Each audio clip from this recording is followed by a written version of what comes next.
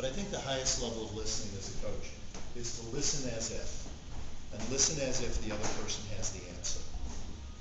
It's a seismic shift, not just in the tools you use, but in the attitude you bring into the coaching.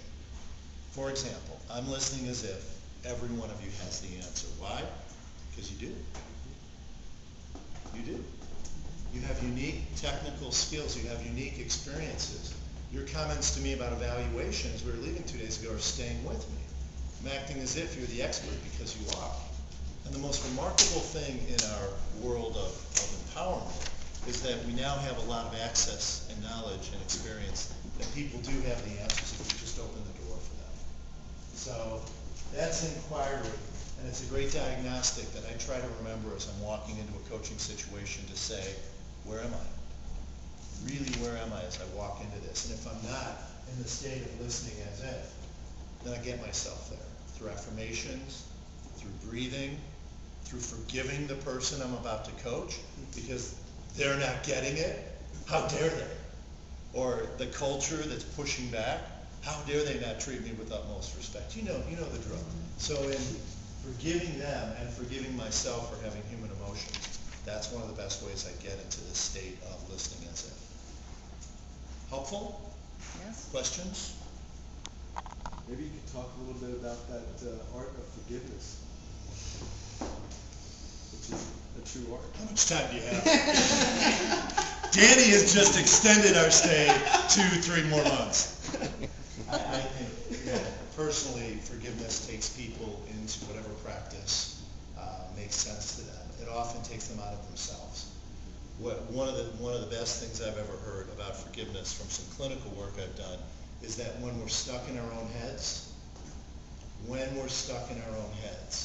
we're in enemy territory. So the art of forgiveness for me is to get out of my own head. Because usually the stronger and sharper my emotions are, especially in a business setting, the more that it's trying to teach me something about me and my accountability and my contribution to the situation in the first place. Say that again, Kevin. When we're stuck in our own heads, we're in enemy territory. We're stuck in our own heads.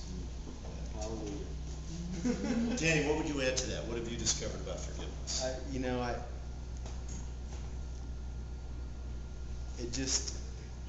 I think you put it very well in terms of you're stuck in your own heads, and that it stops becoming about yourself and begins to become about helping others. And and you can see it, and people can see it when a coach or a consultant or whatever comes in. You can tell what their strategy or agenda is going to be based on if they're stuck in their own heads or not. I think authenticity is absolutely tied to the extent to which somebody's stuck in their own head. Yeah. It's really easy to do. Sometimes I don't even know it. So that's why I have coaching partners, good friends that can sort of track me and ask me questions.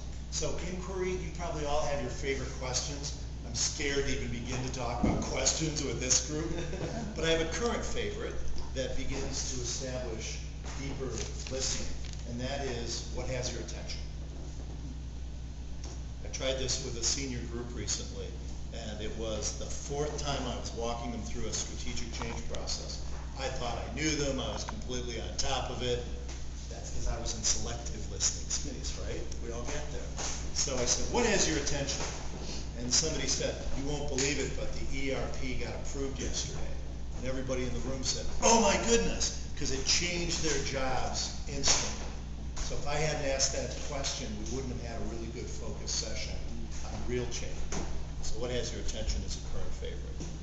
I've seen Jay do it years ago as a let's help get everybody centered as to what we're here to do, and as a opener, just go around and say, there's a million things going on in everybody's plate. What's got your attention? And he says, I'll share what's got mine. And it was just, and I love that. Very powerful, and it immediately changes whatever agenda you had planned for the day. So that's the buckle your seatbelt moment